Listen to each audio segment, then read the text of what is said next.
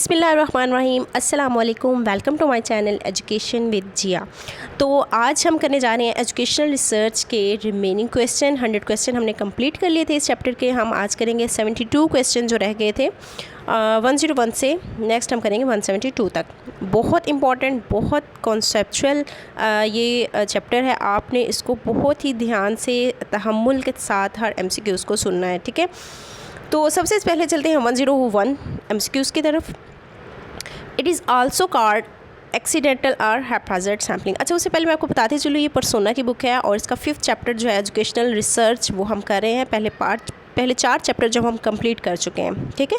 तो जो लोग तो कनेक्टेड हैं मेरे चैनल के साथ उन्हें ऑलरेडी पता होगा कि मैंने पर्सोना की बुक स्टार्ट करवाई है और 5th चैप्टर हम उसका 3rd पार्ट कर रहे हैं, ठीक है। तो 101 क्वेश्चन है, it is also called accidental और हैप्राजार्ड सैम्पलिंग। जी, ये नॉन प्रोबेबिलिटी सैम्पलिंग की एक टाइप है, ठीक है। कन्वीनियंस सैम्पलिंग इसका आंसर है। कन्वीनियंस सैम्पलिंग क्यों है? क्योंकि कन्वीनियंस का मतलब होता है मौजू या आसानी से, ठीक है। इनके जो सैंपल हमें अपनी रिसर्च के लिए इजीली अवेलेबल हो, चाहे वो हमारे रिश्तेदार ही हों, ठीक है। तो वो जो सैंपल होगा, चाहे वो चाचा मामा दादा, वो सारे जो भी अवेलेबल हमारे पास सैम्पलिंग मौजूद है अपनी रिसर्च के लिए, उसको हम कहते हैं कन्वीनियंस सैम्पलिंग, ठीक हो गया। 102 है, when listing of population is not possible interviews are given from exact number of quotas from persons it is called quota sampling। अच्छा, एक तो स्टेम में कोटा का वर्ड है तो कोटा सैम्पलिंग आपने लगाना है, लेकिन कोटा सैम्पलिंग होती क्या है? ये एक ऐसा प्रोसेस है जिसमें हम सैम्पल जो है वो सिलेक्ट करते हैं एग्जैक्ट नंबर्स। अब एग्जैक्ट नंबर्स मसलन फॉर एग्ज़ाम्पल हम ले लेते हैं 35 वर्किंग वुमेन विद चिल्ड्रन, ठीक है, अंडर द एज ऑफ 16 और 20, ठीक है। अब हमने ये सिलेक्टेड जो वुमेन है वो सिलेक्ट कर ली हैं, ठीक है ना। इनके 35 हमने वर्किंग वुमेन ले ली हैं जिनके बच्चे जो हैं उनकी एज 16 से 20 साल के दरमियान है। या फिर हम ऐसी ले लें वुमेन जिनके बच्चे नहीं हैं, या फिर अगर बच्चे हैं तो उनकी एज जो है वो 16 से कम नहीं है, ठीक है। तो ये हमने सिलेक्ट कर लिए हैं वो औरतें जिन पे हमने जो अपनी रिसर्च करनी है, ये हमने कोटा सैम्पलिंग कर ली है, ठीक है। स्पेसिफिक हमने वो वुमेन ली हैं।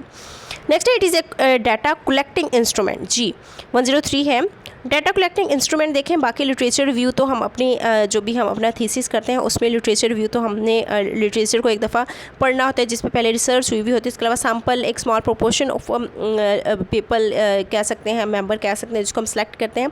सैम्पलिंग क्या होता है? कैसा प्रोसीजर होता है जिसके ज़रिए से हम सैम्पल जो अपना कलेक्ट करते हैं। और क्वेश्चन क्या है, ये हम डिस्क्रिप्टिव रिसर्च में हम यूज़ करते हैं।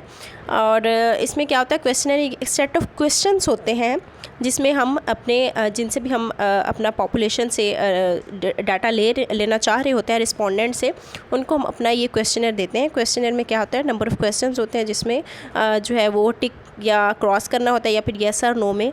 फर्दर इसके काफ़ी टाइप्स हैं। ओपन फॉर्म है, क्लोज एंडेड क्वेश्चनर होता है। ओपन फॉर्म में आप अपनी राय को एक्सप्लेन कर सकते हैं अपने वर्ड्स में, जबकि क्लोज एंडेड में आपको लिमिटेड जस्ट टिक या क्रॉस पे टिक करना होता है, या फिर येस नो लिखना होता है, या ट्रू फॉल्स करना होता है, ठीक है। तो डाटा कलेक्टिंग इंस्ट्रूमेंट जो है वो क्वेश्चनर है। 104 है, the questions that call for short check mark responses are known as. अब ये देखें, क्वेश्चनर की टाइप आ गई क्लोज क्वेश्चनर। क्लोज क्वेश्चनर मतलब, इसमें क्लोज का मतलब बंद, यानी कि लिमिटेड, ठीक है। लिमिटेड में क्या है कि जो रिस्पोंडेंट है जिसको हम क्वेश्चनर दे रहे हैं फिल करने के लिए, वो लिमिटेड है कि उसको जो वहाँ पे ऑप्शन दिए में आप कह सकते हैं, या फिर जैसे उसने टिक लगाना है या क्रॉस करना है, जो भी क्वेश्चंस दिए में क्वेश्चनर में, यानी कि वो लिमिटेड है, वो खुद से उसमें कोई भी एडिशन नहीं कर सकता, ठीक है। जिस पे जो भी उसने आंसर करना है वहाँ पे क्वेश्चनर में क्वेश्चन का, उसमें वो खुद से अपनी कोई भी राय बयान नहीं कर सकता। जस्ट जो गिवन है वहाँ पे ऑप्शन, उसी को ही उसने टिक क्रॉस जो भी वो करना चाहे वो कर सकता है। 105 है, the respondent frames and supplies on response. अब देखिए यहाँ पे आ गया ऑन, यानी कि अपनी राय भी वो यहाँ पे ऐड कर सकता है। तो ये क्वेश्चनर की टाइप है ओपन फॉर्म। नेक्स्ट है, इट इज़ ए टेक्निक। 106 है, it is a technique of collecting information orally from others in a face to face situation, ठीक है। यहाँ पे जो की वर्ड है वो क्या है, एक तो ओरली का वर्ड यूज़ हो गया, उसके बाद फेस टू फेस सिचुएशन, इसको हम कहते हैं इंटरव्यू, ठीक हो गया। अच्छा, अब नेक्स्ट जो है वो इंटरव्यू के टाइप है। ये भी आपने बहुत ध्यान से सुननी, ये काफ़ी कंफ्यूज करती है। इसको भी मैं आपको एक ट्रिक दूँगी, उसके ज़रिए से आपको इंशाल्लाह ये जल्दी जो है वो याद हो जाएंगी और भूलेंगे भी नहीं। 107 है interview which is conducted with one person at one time is called individual interview. अच्छा, यहाँ पे एक वर्ड मैं आपको बता देती हूँ, IG, ठीक है, ये हम यूज़ करेंगे जो बंदा इंटरव्यू देने जा रहा है, ठीक है, इसको हम इंटरव्यूई भी कहते हैं, ठीक हो गया। I मीन इंडिविजुअल, ठीक है, और G मीन ग्रुप। अगर तो इंटरव्यू देने वाला एक है, इंटरव्यूई अगर एक है तो उसको कहेंगे इंडिविजुअल इंटरव्यू, ठीक है। और अगर इंटरव्यू देने वाले एक से ज़्यादा हैं, इंटरव्यूई एक से ज़्यादा हैं, उसको हम कहते हैं ग्रुप इंटरव्यू, ठीक हो गया। दोबारा बता देती हूँ, अगर तो इंटरव्यू देने वाला या इंटरव्यूई एक है उसको हम कहेंगे इंडिविजुअल इंटरव्यू, और अगर इंटरव्यू देने वाले एक से ज़्यादा है या कह सकते हैं कि इंटरव्यू एक से ज़्यादा है उसको हम कहेंगे ग्रुप इंटरव्यू, ठीक हो गया। अच्छा, नेक्स्ट है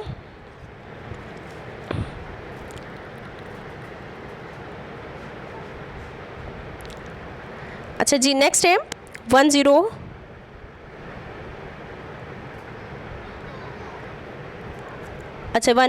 भी हो गया, ठीक है, with many persons at a time group interview, ठीक हो गया। अच्छा जी, 109 है when interview is held by one interviewer है। अच्छा, यहाँ पे वर्ड जो है वो इंटरव्यूअर है। इंटरव्यूअर कौन सा होता है? इंटरव्यू लेने वाला, ठीक है, जो आपका इंटरव्यू ले रहा है उसको हम कहते हैं इंटरव्यूअर, और जो इंटरव्यू देने जा रहा है कैंडिडेट उसको हम कहते हैं इंटरव्यूई। अच्छा, इसको आपने किस वर्ड से याद रखना है वो भी मैं आपको बता देती हूँ। इंटरव्यू देने वाले को तो आपने याद रखा है IG के नाम से, इसको आपने याद रखना है SP के नाम से, ठीक है। इंटरव्यूअर यानी कि इंटरव्यू लेने वाला अगर तो एक है उसको हम कहेंगे सिंगल इंटरव्यू, ठीक है। और अगर इंटरव्यू लेने वाला या इंटरव्यूअर एक से ज़्यादा हैं तो उसको हम कहेंगे पैनल इंटरव्यू, ठीक हो गया, उसको हम क्या कहेंगे? Panel interview. दोबारा बता देती हूँ, इंटरव्यू लेने वाला अगर एक बंदा है, इंटरव्यूअर उसको हम कहते हैं, उसे हम कहेंगे सिंगल इंटरव्यू, और इंटरव्यू लेने वाले या इंटरव्यूअर एक से ज़्यादा है तो उसको हम कहेंगे पैनल इंटरव्यू, ठीक हो गया। अच्छा जी, नेक्स्ट चलते हैं 111। An interview in which pre-planned questions are asked in a sequence is called structured interview। जी, ऐसा इंटरव्यू जिसमें क्वेश्चन पूछने वाले ने पहले से ही प्लान किया हुआ है कि उसने कौन कौन से क्वेश्चन पूछने हैं, ठीक है, या उसने क्राइटेरिया फिट किया हुआ है कि यहाँ से ही क्वेश्चन पूछने हैं तो उसको हम कहेंगे स्ट्रक्चर्ड इंटरव्यू। और इसी तरह अगर क्वेश्चंस पहले से प्री प्लान ना हो तो उसको हम कहेंगे अनस्ट्रक्चर्ड इंटरव्यू, यानी कि कहीं से भी वो क्वेश्चनिंग कर सकता है। 113 है an interview in which interviewer, ठीक है, इनके इंटरव्यू लेने वाला interviewer permits subject to talk free to take insight into nature of attitudes, motives, feelings and beliefs is called non directive. यानी कि इसमें अब इंटरव्यू जो लेने वाला है उसमें वो किसी एक टॉपिक पे फिक्स नहीं होगा बल्कि वो फ्री होगा, ठीक है, फ्री टू टॉक, वो इजाज़त देगा कि आप किसी भी टॉपिक पे जो है वो बोल सकते हैं, ठीक है। या इंटरव्यू लेने वाला जो है वो फ्री टू टॉक, ठीक है, किसी भी चीज़ को वो ओपनली जो है वो कोई भी चीज़ पूछ सकते हैं, इसको हम कहेंगे non directive. The interview directs the line of thought, इसको हम कहेंगे फोकस्ड इंटरव्यू, ठीक है, जिसमें एक आप कह सकते हैं कि एक स्पेसिफिक उसने वो किया हुआ है कि एक ही टॉपिक पे वो आप कह लें कि इन डेप्थ वो इंटरव्यू कर रहा है एक ही चीज़ को लेके, इसको हम इन डेप्थ भी कहेंगे और फोकस्ड इंटरव्यू भी कहेंगे, ठीक है। Natural way of assessing children is called observation, ठीक है, नेचुरल वे में अगर हम असेस कर रहे हैं बच्चों को ऑब्जर्वेशन है। Chance for personal prejudice and bias of observer is called subjectivity. अच्छा, ये क्या, अगर हम फॉर एग्जांपल ऑब्जर्व कर रहे हैं किसी को, ठीक है, chance of personal prejudice and bias of observer is called subjectivity. Subjectivity का मतलब क्या है? फॉर एग्जांपल यहाँ पे मैं आपको कोई और एग्जांपल देती हूँ। हम एग्जामिनेशन है, ठीक है, हम पेपर चेक कर रहे हैं, जैसे ऐसे टाइप क्वेश्चन होते हैं ना, उसमें हम किसी को मार्क्स ज़ाहिर है सबने अपने अपने नॉलेज के मुताबिक आंसर लिखा हुआ होता है, तो चेक करने वाला जो एग्जामिनर होगा उसको किसी का कंटेंट ज़्यादा अच्छा लगेगा, किसी का कम अच्छा लगेगा, तो हो सकता है उसे किसी की राइटिंग की वजह से वो किसी को मार्क्स ज़्यादा अच्छे दे दे, तो ये उसकी सब्जेक्टिविटी होगी, ठीक है, बाइसनेस आ जाएगी कि हाँ जी इस बच्चे की राइटिंग अच्छी है तो इसको चलो 1-2 मार्क्स में ज़्यादा दे देता हूँ, ठीक है। और इसके बरक्स अगर ऑब्जेक्टिविटी बात करें, ऑब्जेक्टिविटी में ये होता है कि हम अपनी पर्सनल राइज में ऐड नहीं कर सकते, ठीक है, जो बस ठीक है उसको ठीक ही करना है, जो गलत है बस उसको गलत करना है, उसमें हम एडिशनल फॉर एग्जाम्पल इसमें MCQs की अगर एग्जाम्पल दे दें तो MCQs में जिसका ठीक है बस ठीक है उसको 1 मार्क्स मिल गया, अगर जिसका नहीं ठीक तो क्रॉस 1 मार्क्स गया। लेकिन सब्जेक्टिविटी में क्या होता है कि हम अपनी पर्सनल राय भी ऐड कर देते हैं, ठीक है। 117 है, it is a term applied to expression of opinion. जी, एक्सप्रेशन ऑफ ओपिनियन क्या है, इसको हम कहते हैं रेटिंग स्केल। अच्छा, रेटिंग स्केल क्या होता है ये मैं आपको बता दूं। अच्छा, रेटिंग स्केल में ना हम किसी भी इंडिविजुअल की पर्सनालिटी को मेजर करते हैं, ठीक है। इसमें अब टाइप्स ऑफ रेटिंग स्केल भी आ जाती हैं, न्यूमेरिकल रेटिंग स्केल भी होती है, उसके अलावा डिस्क्रिप्टिव स्केल भी होता है, क्यूमुलेटिव स्केल भी होता है। इसको वन बाय वन देख लेते हैं, ये इंपॉर्टेंट है। तो सबसे पहले तो रेटिंग स्केल है क्या, एक्सप्रेशन ऑफ ओपिनियन, यानी कि अपनी राय को एक्सप्रेस करने के लिए जो टर्म यूज़ होती है उसको हम कहते हैं रेटिंग स्केल। अभी आपको फर्दर मैं एग्जांपल देती हूँ, उससे आपको ज़्यादा क्लियर हो जाएगा। जैसे each rate assign A number in numerical scale. जब भी नंबर की बात आ गई तो जाहिर है न्यूमेरिकल स्केल। यहाँ पे मैं आपको एक एग्जांपल देती हूँ छोटी सी न्यूमेरिकल स्केल को समझाने के लिए, कि एक जो स्टूडेंट है, ठीक है, वो ग्रुप में कितना से मतलब ग्रुप डिस्कशन में कितना पार्टिसिपेट करता है, ठीक है। एक स्टूडेंट जो है वो ग्रुप डिस्कशन में कितना पार्टिसिपेट करता है, उसको आप 1 नंबर दें। अगर वो कम करता है, थोड़ा ज़्यादा करता है तो 2 नंबर दे दें, 3 नंबर दे दें, 4। फॉर एग्जांपल हमने रेटिंग स्केल बनाया हुआ है 4 तक, 1 से लेके 4 तक मैं आपको बताती हूँ, ठीक है। 1 2 3 4, ठीक है। अच्छा, अगर तो बच्चा बहुत अच्छा पार्टिसिपेट करता है तो हम 4 को सर्कल कर देंगे, ठीक है। अगर वो बहुत कम है, बहुत कम पार्टिसिपेट करता है तो हम 1 को। तो ये नंबर्स में जो रेटिंग स्केल है इसको हम कहते हैं न्यूमेरिकल रेटिंग स्केल, ठीक हो गया। अच्छा जी, नेक्स्ट अगर देखें तो हम 119, the rater puts a check in the blank before the trait which is described in a word or phrase। अच्छा, अब यहाँ पे देखें, इसमें डिस्क्रिप्टिव स्केल का मतलब क्या है कि आपने चीज़ को थोड़ा सा डिस्क्राइब करना है, एक्सप्लेन करना है वर्ड में। इसी की अगर हम एग्जांपल ले लें तो क्या होगी, यही अगर ऊपर वाली एग्जांपल लें कि एक बच्चा जो है वो ग्रुप डिस्कशन में कितना पार्टिसिपेट करता है, तो डिस्क्रिप्टिव स्केल में हम बताएंगे अगर तो वो नहीं करता तो हम लिखेंगे नेवर पार्टिसिपेट, ठीक है। अगर वो थोड़ा बहुत करता है तो हम कहेंगे participate as much as other group members, ठीक हो गया। और अगर वो बहुत अच्छा पार्टिसिपेट करता है वो स्टूडेंट, तो हम लिखेंगे participates more than any other group member, ठीक हो गया। तो ये डिस्क्रिप्टिव स्केल में आ जाएगा। अच्छा जी, नेक्स्ट है an individual rates himself in, ठीक है, एन इंडिविजुअल। अच्छा, इसमें जो इंडिविजुअल है ना खुद को वो रेट करेगा, ठीक है। इसमें क्या होता है कि उस इंडिविजुअल को नंबर ऑफ़ क्वेश्चंस दिए जाते हैं, ठीक है, 1 2 3 4 फॉर एग्जांपल। यहाँ पे मैं आपको बताती हूँ, उसको फॉर एग्जांपल 5 क्वेश्चन दिए हैं, ठीक है। तो अब वो अगर पहला क्वेश्चन कर देता है, ठीक है, ठीक हो गया। तो अब दूसरा क्वेश्चन जो वो करेगा, तो इसका मतलब उसको पहला भी आता था तो उसने पहला भी किया, तो हो सकता है वो 3 भी कर ले, ठीक है, 4 और 5 ना करें। तो ये हो सकता है अनफेवरेबल हो उसके लिए चौथा और 5वां क्वेश्चन। 1 2 और 3 तो उसने कर लिए, तो ये जो उसका रिकॉर्ड होगा फेवरेबल क्वेश्चंस का, उसको हम काउंट करेंगे। इसको हम कहते हैं क्युमुलेटिव स्केल, ठीक है। अच्छा जी, नेक्स्ट है 121, these are used for obtaining data on small interaction group or member. इसको हम कहते हैं सोशियोमेट्रिक स्केल। अच्छा, इसमें क्या होता है, इसमें हम एक ग्रुप होता है, ठीक है, ग्रुप पे जो मेंबर है उनका आपस में इंटरेक्शन देखने के लिए जो भी हम डाटा लेते हैं उसको हम कहते हैं सोशियोमेट्रिक स्केल। फॉर एग्जांपल, इसके अगर मैं आपको एग्जांपल दूँ, ठीक है, मसलन I would like best to play with these children, ठीक है, यानी कि उनका आपस में उस इंडिविजुअल का मतलब उस बच्चे का दूसरे बच्चे के साथ इंटरेक्शन कितना है, वो उसके साथ खेलना चाह रहा है। तो ये जो हम स्मॉल इंटरेक्शन होगा इंडिविजुअल का इंडिविजुअल के साथ या ग्रुप का ग्रुप के साथ, ग्रुप में मेंबर्स का आपस में, उसको हम कहते हैं सोशियोमेट्रिक स्केल, ठीक हो गया। अच्छा जी, 122 है scales that represent the lowest level of measurement are called nominal scale. जी, अच्छा, नॉमिनल स्केल जो है इसको ये जो मेजरमेंट स्केल्स हैं इसको आपने याद रखना है नॉयर के नाम से, ठीक है, NOIR, और ये इसी तरतीब से आपने याद रखने हैं, ठीक है। नॉमिनल में क्या होता है, नॉमिनल नेम्स से आपको लग रहा होगा नॉमिनल स्केल, जिसमें एक तो ये लोएस्ट लेवल ऑफ मेजरमेंट है, इसमें नेम्स दिए जाते हैं, ठीक है, या कैटेगरीज़ में डिवाइड कर दिया जाता है। फॉर एग्जांपल मेल है या फीमेल है, कैटेगरी में रख दिया, ठीक है। और उसके अलावा मेल है या फीमेल है, ये हो गया। और उसके बाद जी पास है या फेल है, येस है या नो है, ठीक है, ये नॉमिनल में आ जाएगा। आगे नेक्स्ट है scales that rank the persons और objects in term of the degrees, ये है ऑर्डिनल स्केल। ऑर्डिनल स्केल्स आप देखें, ये नाम से ये ऑर्डर्स में हम चीज़ों को रखते हैं। एक और चीज़ मैं आपको बताती जाऊँ कि हर आने वाला जो नेक्स्ट स्केल है उसके अंदर अपने प्रीवियस स्केल के भी तमाम क्वालिटीज़ होंगी, ठीक है। जैसे अब ऑर्डिनल है, इसमें नॉमिनल की भी होंगी, ऑर्डिनल की तो होंगी ही होंगी। इसमें हम चीज़ों को ऑर्डर देते हैं, इनकी तरतीब देते हैं हम चीज़ों को, ठीक है। अच्छा, इसमें तरतीब क्या है, जैसे फॉर एग्ज़ाम्पल मैं अगर यहाँ पे लिखूँ कि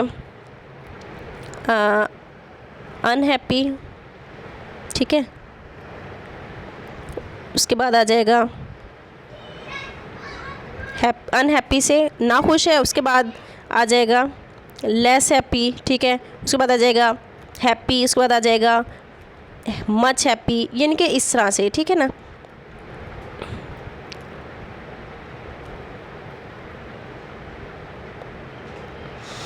अच्छा, ये तो हो गया ऑर्डिनल। उसके बाद ऑर्डर्स में या फिर हम कह सकते हैं कि एक और यहाँ पे एग्जांपल दूँ कि वो बच्चा फर्स्ट आया है, उसके बाद सेकंड, थर्ड, ठीक है, इस तरह से हम ऑर्डर जो है वो अपना बयान करते हैं। इस तरह तो नहीं कह सकते कि हाँ जी फर्स्ट है उसके बाद जी थर्ड है, सेकंड वाले को निकाल दिया, नो, ठीक है। अच्छा, उसके बाद scales that have all the characteristics of nominal scale but also have equal intervals are called interval scale. अच्छा, इंटरवल स्केल में इंटरवल आपको पता है दुरानिये को कहते हैं, ठीक है। अब इसमें नॉमिनल स्केल्स की भी क्वालिटीज़ हैं और ऑर्डिनल स्केल्स की भी हैं। अब यहाँ पे इक्वल इंटरवल की बात आ गई तो आपने interval, for example equal interval, यहाँ पे मैं आपको एग्जांपल दूँ 50 से 100, 100 से 150, फिर 200। ये देखिए यहाँ पे इन सब में 50-50 का डिफरेंस है, ठीक है। इतने किलोमीटर फासला फॉर एग्जांपल तय किया या इतना जो भी है, ये मैंने इंटरवल लिखा है। तो इन तीनों में इन चारों में इक्वल इंटरवल है, ठीक है। That means the scales that have all the characteristic of nominal scale but also have equal intervals are called interval scale. अच्छा, next scales that represent the highest most precise level. अच्छा जी, highest most precise level ratio scale है। अब इसमें तमाम जो ऊपर वाले स्केल हैं उन सब की क्वालिटीज़ इसमें है, लेकिन एक और चीज़ जो इसमें आपने याद रखनी है, 20 पॉइंट इसमें मौजूद होता है। इससे जो है वो 2 क्वेश्चन इस दफ़ा आए हुए थे लेक्चरर एजुकेशन के पेपर में। 20 वाले तो वो रेशियो स्केल था, दोनों का आंसर। 20 में क्या होता है कि इसमें हमने कोई भी चीज़ जो है वो फॉर एग्ज़ाम्पल इसमें वेट, फॉर एग्ज़ाम्पल अगर मैं बात करूँ तो वेट की, ठीक है, वेट में क्या होगा, फॉर एग्जांपल मैं कहूँ कि अगर जी मेरा वेट है 50, ठीक है, तो 50 जो है वो फिगर जो है हमने 0 से स्टार्ट करना है, 0 से स्टार्ट करेंगे ना 50।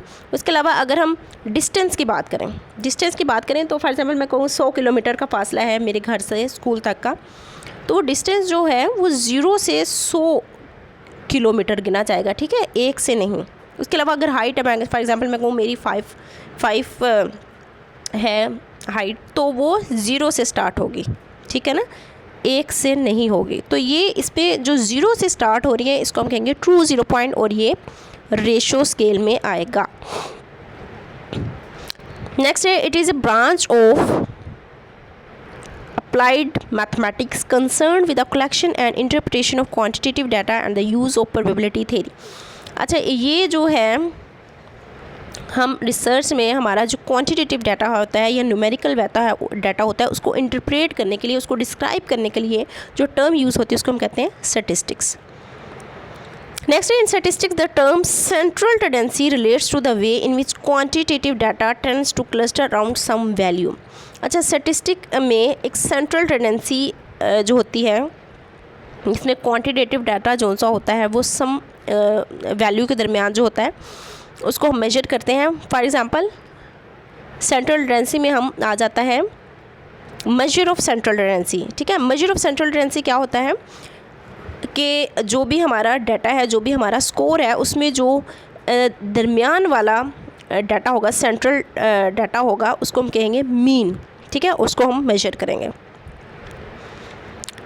इसके बाद it shows how much variation or dispersion there is from average or mean, उसको हम कहेंगे स्टैंडर्ड डेविएशन, यानी कि सेंट्रल टेंडेंसी से जो हमारा डाटा कितना डिस्पर्स हुआ है, सेंट्रल पॉइंट से हमारा डाटा कितना डिस्पर्स हुआ है, इसको हम कहेंगे central deviation.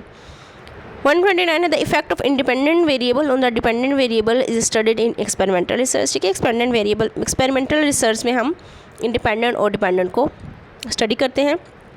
Criticism is an important step in historical research. Historical research में क्रिटिसिज्म होता है, ठीक है, दो टाइप का होता है, इंटरनल और एक्सटर्नल। रैंडमली फॉर्म्ड ग्रुप्स भी एक्सपेरिमेंटल रिसर्च में होते हैं। हिस्टोरिकल रिसर्च यहाँ पे टिक हुआ है, तो एक्सपेरिमेंटल रिसर्च में ही ग्रुप को हम बनाते हैं। काज एंड इफेक्ट रिलेशनशिप जो होता है वो भी एक्सपेरिमेंटल रिलेशनशिप में देखा जाता है। Control group is an important characteristic, ये भी एक्सपेरिमेंटल रिसर्च की ही खसूसियत है। उसके बाद है the important characteristic of research problem. जी, रिसर्च की कोई भी प्रॉब्लम है वो नॉवल, न्यू हो सकती है, सिग्निफिकेंट, रिसर्चेबल, तो ये तमाम चीज़ें इसकी खासियत है। अच्छा, the minimum size of a sample in experimental research. जी, मिनिमम साइज़ जो होता है किसी भी सैम्पल का एक्सपेरिमेंटल रिसर्च में वो 15 होता है पर ग्रुप, और इन डिस्क्रिप्टिव रिसर्च जो है वो होता है 20%। ठीक हो गया। अच्छा, नेक्स्ट है the arithmetic average of the scores is called mean. जी, अरिथमेटिक एवरेज का क्या मतलब है, यानी कि जितना भी हमारे पास स्कोर है, फॉर एग्ज़ाम्पल 2, 3, 4, 5 कितने हैं, इनको हमने जमा कर लेना है। ठीक है, 5 और 9, 10, 11, 12, 13, 14, ठीक है, यहाँ एक भी चलो डाल लेते हैं, 15। अब ये टोटल 5 है, 15 बटा, अब जितने नंबर्स होंगे हमने उसी के साथ इसको डिवाइड कर लेना है, हमारा आ जाएगा आंसर 3 आ जाएगा ये। ठीक हो गया। इनके जितने नंबर्स हैं उनको जमा करके हमने टोटल नंबर्स पे हमने डिवाइड कर देना है। टोटल 5 बन रहे हैं ना, वैसे गिने तो 15 हैं, काउंट करें तो इनको ऐड करें 15, टोटल नंबर 5 है तो उस पर डिवाइड कर देंगे। 5 3 बार 15, तो हमारा जो 3 है वो हमारा क्या आ गया, मीन आ गया। ठीक है। अच्छा, नेक्स्ट अगर हम देखें तो mid point of the score is called median. अब मीडियन यानी कि दरमियान वाला। ठीक है, इसके अगर हम एग्जांपल लें तो मीडियन, अच्छा इसको भी आपने ज़रा समझ लेना है। For example 2, 3, 4, 5, 6। अच्छा, ये तो मैंने खुद ही तरतीब से लिख दिया, ये आगे पीछे भी अगर रकमें हों तो आपने सबसे पहले तो अगर तो नंबर जो है वो तादाद में है, मसलन यहाँ पे 2, 3, 4, 5, 6, ये टोटल 5 है, तो 5 एक ताक नंबर होता है। तो आपने सबसे पहले तो इन्हें तरतीब से लिख लेना है, जैसे मैंने ऑलरेडी लिख लिया 2, 3, 4, 5, 6। अगर ये 4, 5, 6, 3, 2 होता तो आपने 2, 3, 4, 5, 6 करके लिख लेना था।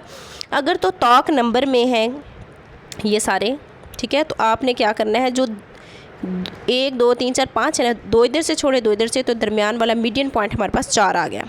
ठीक है। और अगर ऑड नंबर में होते, थोड़ी इवन नंबर में होते, ये तो ऑड नंबर में था ना, अगर इवन में होते तो फिर आपने क्या करना था वो भी मैं आपको बता देती हूँ। आपने क्या करना था, वो चाह रहे हैं आपको साथ ही सारा क्लियर हो जाए। फॉर एग्ज़ाम्पल 2, 4, 6, 5, तो आपने क्या करना था, इन्हें अब इसका हाँ दरमियान वाले जो 2 नंबर हैं उनको जमा कर लेना था। 6 और 4 10, ठीक है, 10 आ गया हमारे पास, और 2 के साथ डिवाइड कर लेना था। ठीक है, तो 2 10, 2 5 बार 10, तो 5 हमारा मीडियन आ जाना था। ठीक है, हाँ जी, तो ये हमारा मीडियन आ गया। अगर ताक होंगे तो आपने उनको तरतीब देनी है और दरमियान वाला जो नंबर होगा वो हमारा मीडियन होगा, और अगर जुफ्त होंगे तो हमने तरतीब सच इसको भी देनी है, मैंने तरतीब नहीं दी, आपने तरतीब दे लेनी है 2, 4, 5, 6। ठीक है, मैं आपको करके दिखा देती हूँ, ये ना हो कि आप जो है वो इसको ऐसे ही कर लें। मैं आपको दोबारा से करके दिखाती हूँ। 2, 4, 5, 6, ठीक है, तो इसके दरमियान वाला जो नंबर है 9 है, 9 बटा 2, तो इसका जो भी आएगा आंसर वो हमारा जो होगा वो मीडियन होगा। ठीक हो गया। अच्छा जी, 139 है the score, the score that is attend bye more subject than any other score. हाँ जी, कोई भी ऐसा स्कोर जो बार बार आए उसको हम कहते हैं मोड। For example 2, 4, 6, 4, 2, 4। अब इन नंबर्स में सबसे ज़्यादा जो नंबर है वो 4 है, तो 4 हमारा मोड होगा। ठीक हो गया। अच्छा जी, नेक्स्ट 140 देख लेते हैं। The mean of the score is, अब देखें वही चीज़ें आ गई। मीन ऑफ द स्कोर 1 2 3 4 5 है, तो इसका मीन क्या होगा, इनको सबने हमने जमा कर लेना है। 5 4 9, 9 3 12, 12 13 14 और 1 15, 15 टोटल नंबर ये 5 है, तो 15/5 करेंगे तो आंसर हमारा 3 आ जाएगा। मीडियन ऑफ द स्कोर जो है हमारा 11 14 5, इन सबको हमने मीडियन क्या है, इनको तरतीब के साथ लिख लेना है, ठीक है। तो दरमियान वाला हमारा नंबर 11 बनेगा, तो हमने 11 टिक कर लेना है। मोड ऑफ द स्कोर सबसे ज़्यादा कौन सा नंबर इसमें आया हुआ है, 4 आया हुआ है, तो 4 हमारा मोड होगा। उसके बाद how many parts has a research report is 3, ठीक है। किसी भी रिसर्च रिपोर्ट के 3 पार्ट्स होते हैं। पहला जो होता है उसको प्रिलिमिनरी पेज कहते हैं, दूसरा जो होता है उसको हम मेन बॉडी कहते हैं, और तीसरा जो होता है उसको हम अपेंडिक्स कहते हैं, ठीक है। अपेंडिसिस, ठीक हो गया। ये नेक्स्ट उन्होंने पूछा हुआ first part preliminary page, middle part main body, और 146 है लास्ट पार्ट अपेंडिसिस। अच्छा, अब बेसिक ऑफ एक्सपेरिमेंटल रिसर्च किसे हम कहते हैं, हाइपोथेसिस को। ये ऑप्शन 148 है। In inductive method we proceed from specific to general, ठीक है, ये आपने याद रखना है। इंडक्टिव मेथड में हम मूव करते हैं स्पेसिफिक टू जनरल, और डिडक्टिव में हम मूव करते हैं general to specific. 158 improves method of solving instructional problem. तो इंस्ट्रक्शनल प्रॉब्लम या एजुकेशनल प्रॉब्लम को सॉल्व करने के लिए जो भी रिसर्च या मेथड यूज़ करेंगे हम उसको कहते हैं एजुकेशनल रिसर्च। उसके बाद है how data be expressed in descriptive research. Descriptive research में हमेशा हम नंबर्स की फॉर्म में या क्वान्टिटेटिवली जो है वो डाटा एक्सप्रेस करते हैं। 152 है which measures of central tendency influence by extreme scores. वही मैंने ऊपर आपको जो बताया है, central tendency is influence by extreme scores, तो इसको हम कहते हैं mean. Historical research the wide range of written and printed material, ठीक है, जो चीज़ लिखी हुई है recorded for the purpose of transmitting information is called documents.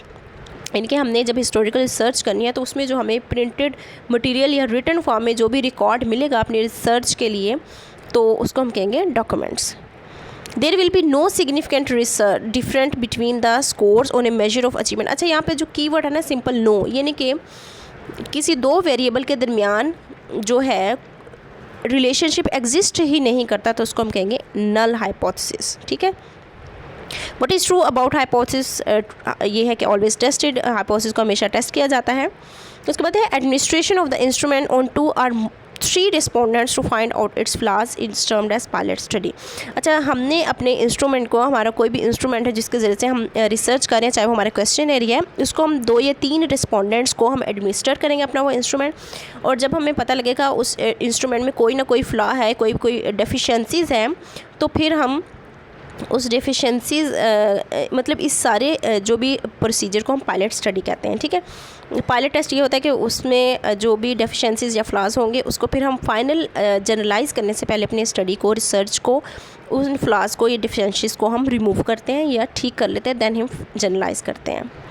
157 है statement of a relationship between 2 और more events that can be used in prediction is called generalization. जी, हमारा जो भी रिलेशनशिप बिटवीन 2 और मोर इवेंट्स, ठीक है, statement of a relationship generalisation, इनके हमारी जो भी रिज़ल्ट हमारा आया है, हमने अपना सैम्पल लिया, हमने अपनी जो रिसर्च की है उसका फाइनल रिजल्ट को हमने जनरलाइज कर देना है। थ्योरी सेट पावरफुल, हाँ, किसी भी थ्योरी को हम कहेंगे powerful if it provides an explanation for, अगर हमें इसकी एक्सप्लेनेशन भी मिलती है, ठीक है। A post test is an experiment is sometimes called dependent variable. Post test यानी कि post test in experimental research में पता है कि 2 वेरिएबल होते हैं, इंडिपेंडेंट वेरिएबल और डिपेंडेंट वेरिएबल, ठीक है। इंडिपेंडेंट वेरिएबल जो होता है वो हमने जिसका इफ़ेक्ट देखना होता है, और किस पे देखना होता है, हमने डिपेंडेंट वेरिएबल पे, ठीक है, तो उसको हम पोस्ट टेस्ट भी कहेंगे। If the result of a test and retest are the same is called reliability. Reliability क्या है, ये क्वालिटी ऑफ ए टेस्ट है, ठीक है, जिसमें क्या होता है, फॉर एग्जांपल हमने एक टेस्ट अगर एडमिनिस्टर किया है एक क्लास में, वही टेस्ट हमने कुछ दिन बाद दोबारा से एडमिनिस्टर किया और उन दोनों टेस्ट का स्कोर सेम आया है, ये कंसिस्टेंसी है स्कोर्स में, तो उसको हम कहेंगे वो टेस्ट क्या है, रिलायबल है। इस प्रोसीजर को हम कहते हैं रिलायबिलिटी। उसके बाद degree to which a test measures what is purpose to measure deflect is validity. जी, एक ऐसा, ये भी क्वालिटी ऑफ टेस्ट है, इसमें ये होता है कि जो टेस्ट हमने चेक करने के लिए बनाया है तो क्या वाकई उसे चेक कर रहा है। फॉर एग्जांपल अगर हम चेक करना चाह रहे हैं बच्चे की ग्रामर, ठीक है। ठीक है, हम चेक करना चाह रहे हैं बच्चे की ग्रामर, या हम एक और एग्जांपल ले लेते हैं, अगर हम बच्चे की चेक करना चाह रहे हैं जमा और माइनस के सवाल बच्चों को आते हैं या नहीं, लेकिन टेस्ट हम बना रहे हैं ज़रब और तकसीम का, तो ये टेस्ट वैलिड नहीं होगा। जो चीज़ हम चेक करना चाह रहे हैं उसी पे अगर टेस्ट बनेगा तो वैलिड होगा। ठीक हो गया। नेक्स्ट है the degree to which test consistently measure whatever it measures, वही ऊपर जो मैंने आपको बताई है रिलायबिलिटी, अगर सेम कंसिस्टेंसी उसकी स्कोर्स की बार बार टेस्ट को एडमिनिस्टर करने से। The degree to which test measure what is supposed to measure, वही बात वैलिडिटी क्या है कि जो चीज़ मेजर करने के लिए हमने टेस्ट बनाया है अगर वाकई वो टेस्ट उसी कंटेंट पे बना हुआ है तो उसको हम कहेंगे validity. Past events are studied, historical research में पास्ट इवेंट को मेजर करते हैं या स्टडी करते हैं। Treatment, control and experimental groups जो है वो एक्सपेरिमेंटल रिसर्च के फीचर्स हैं। 166 है if the population is distributed homogeneous group and sampling is drawn from each homogeneous सब ग्रुप्स। अच्छा, स्ट्रैटिफाइड सैम्पलिंग की एग्जांपल मैंने आपको पिछले वीडियो में भी दी थी जो हमने 50 से 100 MCQs किए थे, यहाँ पे मैं आपको अगेन बता देती हूँ। स्ट्रैटिफाइड सैम्पलिंग, स्ट्रैटिफाइड का मतलब होता है स्टार्टा यानी कि सब ग्रुप्स। इसमें क्या होता है, फॉर एग्जांपल मैं होल पॉपुलेशन से 4 ग्रुप्स बना लेती हूँ, मुख्तलिफ कैटेगरीज़ के, टीचर्स का बना लिया, एक वकीलों का बना लिया, अनएम्प्लॉयमेंट का बना लिया, ठीक है, डॉक्टर्स का बना लिया। अब उन चारों ग्रुप में से मैंने फॉर एग्जांपल मैं 10-10 लोग ले लेती हूँ, ठीक है। वो जो 10-10 लोग मैंने एज अ सैम्पल लिया है और उन पे मैं अपनी रिसर्च करूँगी, ठीक है। इसको हम कहते हैं स्ट्रैटिफाइड सैम्पलिंग। सब ग्रुप्स जब हम बना लिए जाते हैं ना तो उसमें stratified sampling. The boundaries of the study in a test in research process is known as delimitations. Delimitations क्या होता है कि रिसर्च करने वाले ने अपनी ही जो भी उसने रिसर्च करनी है उसमें खुद ही उसने कुछ लिमिटेशंस लगाई हुई हैं। फॉर एग्जांपल टाइम की लिमिटेशन हो सकती है, पॉपुलेशन साइज़ की लिमिटेशन हो सकती है, तो खुद से उसने जो बाउंड किया वो होता है अपनी स्टडी को, उसको हम कहते हैं delimitation. 160 the findings of the experimental research can be generalised. अगर तो एक्सपेरिमेंटल रिसर्च की फाइंडिंग्स को हम जनरलाइज कर सकते हैं, यानी कि जो भी हमारे रिसर्च का रिज़ल्ट आया है सैम्पल को सिलेक्ट करने के बाद जो भी रिजल्ट है उसको हम अगर जनरलाइज कर सकते हैं तो हमारी रिसर्च क्या होगी, वैलिड होगी। The statistics used for prediction, जी ऐसी स्टैटिस्टिक्स की टाइप है जिसको प्रेडिक्शन के लिए यूज़ करते हैं, उसको हम कहते हैं regression. Questionnaires are most useful instruction for dash research. Descriptive research में हमेशा क्वेश्चनर रिसर्च जो है क्वेश्चनर्स यूज़ होता है और ये क्वान्टिटेटिव होता है, ये अपने याद रखना है डिस्क्रिप्टिव रिसर्च, ठीक है।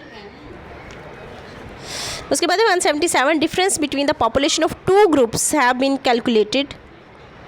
Researcher the most suitable to significance to be used will be T test. अच्छा, अब टी टेस्ट में क्या होता है ये ज़रा सुन लें। अच्छा, टी टेस्ट में ये होता है, ये हम डिटरमाइन करना चाह रहे होते हैं कि हमारे जो there is a significant difference between the means of 2 groups, ठीक है। 2 ग्रुप्स के मीन्स के दरमियान क्या सिग्निफिकेंट डिफरेंस है उसको डिटरमाइन करने के लिए जो टेस्ट हम करते हैं उसको हम कहते हैं टी टेस्ट।